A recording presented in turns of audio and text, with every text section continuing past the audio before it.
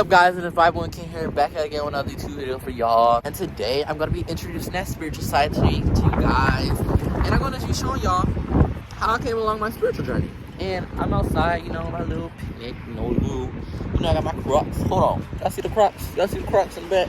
So I'm just outside painting and stuff, and I'm just gonna. This is gonna be a little chill, little vlog, probably.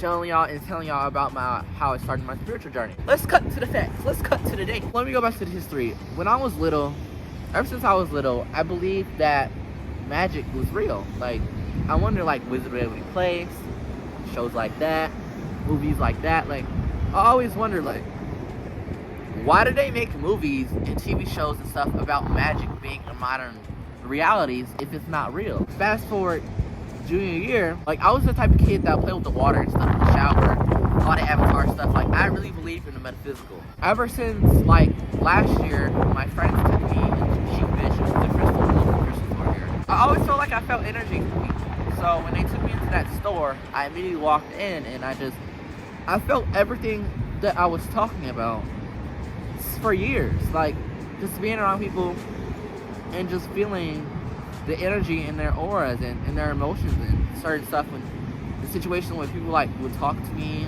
and vent to me about their problems, I would really feel that emotion that they feel in my body. It's quite hard for most people to understand in this generation, because, like, I can't really explain exactly what I feel and how, like, my body and these senses, like, connect with me.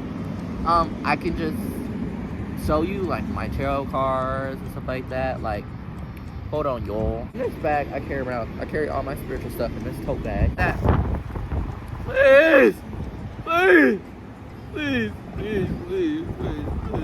I didn't realize that I was an empath around that time, and these abilities that I was feeling, like, I was picking up on energies and emotions from other people. I had the right spiritual teachers around me around that time, still to this day, and they helped teach me about so many things, from runes and crystals. And I just took crystals in my room and started meditating. I spent so much money on crystals last year and the courses of the month, and honestly, like, I can't take back all the money I spent, but it was worth it. And amethyst was one of the first stones that I got, which is my birthstone. I'm Aquarius, by the way, and I'm Aquarius and Pisces cusp, because my birthday's on the 18th. My sun and moon are both Aquarius, and my rising is Taurus.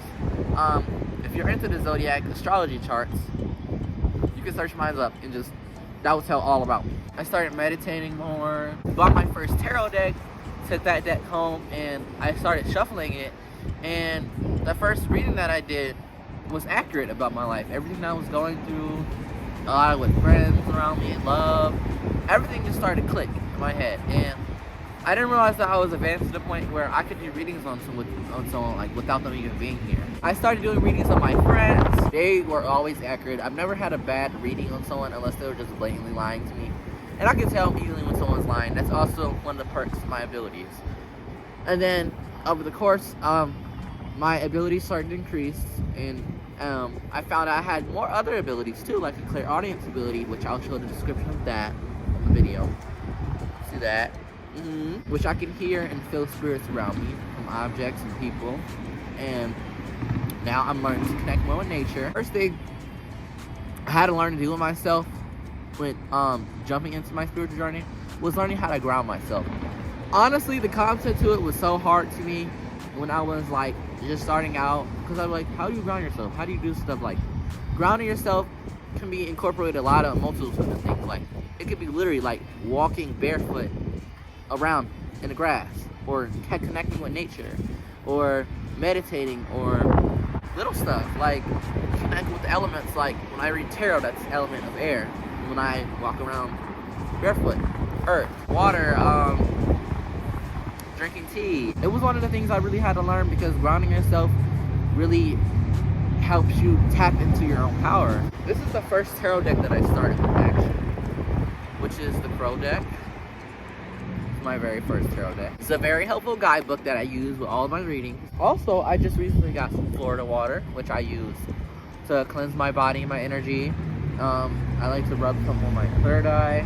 I like to rub some on my wrist and my chest to cleanse all the negative energy and spirits from around me. I like to say a little mantra and chant before all my readings to protect myself and the people I'm around during the reading, because when you do readings for people, it takes a lot of energy from you. You want to make sure you're not taking too much energy from yourself just to help someone, like, because empaths, like, I love to help people around me, because instantly when I enter somebody's aura and I can feel them suffering, and I can also feel great things for people. But sometimes I see it as a curse and a blessing, because like a lot of times I don't like to tap into people's energy when I'm around them. I'll be having a great day, and I don't want to sound like selfish or anything, but like if I walk around somebody, they could be going through something, and it's a hard emotional process too, because it's so many different feelings and things incorporate into it than just that emotion. It's like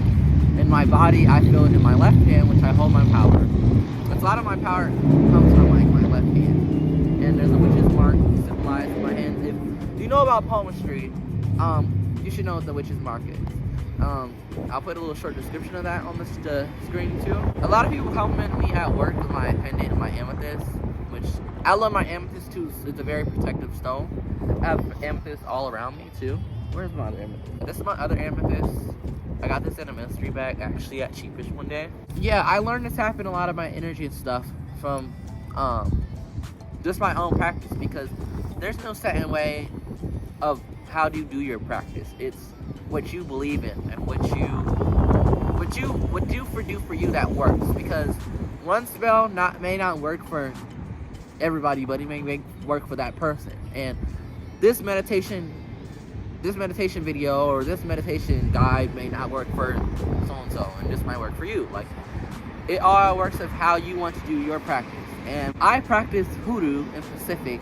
I used to do Wicca, but you know, I kind of thought I was like white people magic, and I transitioned into hoodoo, and that's what I've been doing so far, and just doing research and different books and online sources. This is one of my my herbal magic books. I have a couple spell books at home too, in my apartment. My journal, I used to write down literally like every single reading that I did on myself and other people, to learn how to tap into my intuition.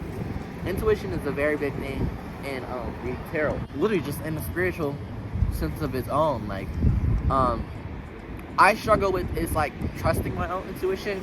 It's a struggle, but it's a very great tip, because it's like, if you don't trust your intuition, how are you intuitive? Like, but you can practice that, like myself, and just like, it's easier said than done, because I had mentors around me that helped guide me through these struggles that I have and continue to have. Now I'm growing. It's like, think of your spiritual journey as a tree, and you have to be patient with it. Like, little things along your journey help you grow.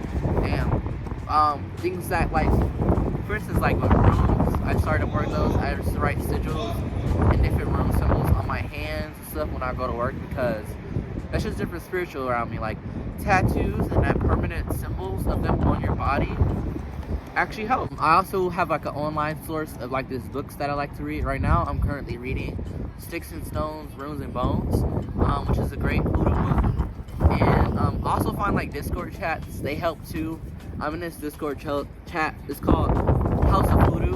I'll put a screenshot of what it looks like. You can join too. Spirituality is beautiful, and what I hate too, I'm gonna talk about this too, like, there's a lot of like Christians and stuff that really have no knowledge and don't do research on spirituality, because a lot of people will hear what I do and be like, oh, that's devilish, you want to hell, you don't believe in God. But like, it's like, if you do your research, black people, African Americans, like, this is our practice in our spirituality that was stripped away from us. Like, white people push on black people, oh, believe in God, believe in Jesus, this and that, and you'll be free. But it's like, something about it screams like, that seems more devilish than what I even practice, because non-minorities, they follow God, this and that, and they said, hey, black man, practice and listen to what I listen to. Read this Bible, listen to what I listen to, read what I read. But it's like, when I do hoodoo, this and that, I feel more connected to my ancestors, it connects to my own people than this Bible. Like, of course I use the Bible for some proverbs and psalms and what do they say? How do you say the exact word? Psalms.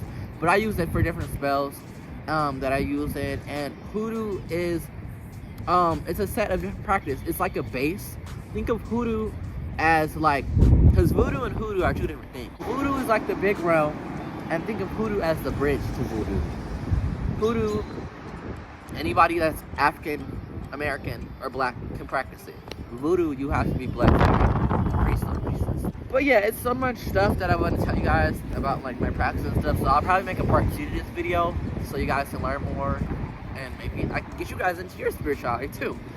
But at the end of the day, like, what I want to let you guys know is like, don't believe into these false beliefs what people think and this and that and try to say it's like Christian and God and stuff like that. Like, spirituality, like, do your research and these people will be shocked. Guys, so the wind just blew everything everywhere, so I gotta go get my drawing.